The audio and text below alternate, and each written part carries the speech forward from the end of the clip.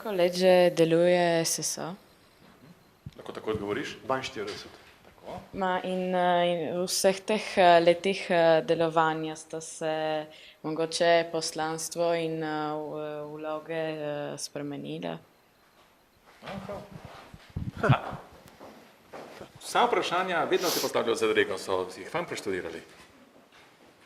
Ja, pomeni, da so poslušali in da je bilo... Ja, in da so radovedni. Torej, poslanstvo ostaja isto.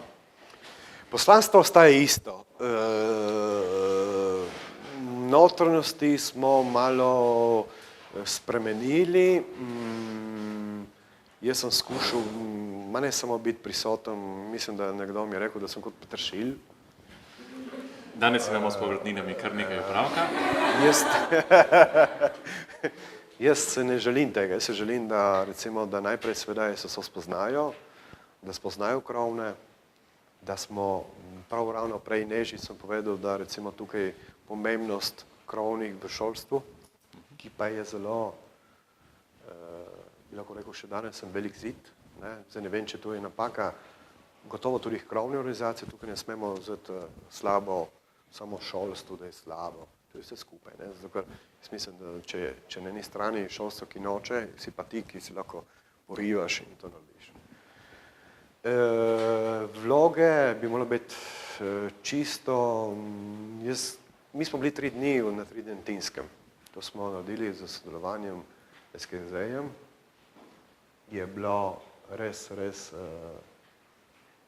bi bilo tudi za vas, mislim, lepo, da bi šli, če še želite, lahko naredimo. Naredimo na tak način, kot smo naredili kot SSO in SKZ, kar je bilo tukaj, da imamo velike vezi, bilo res,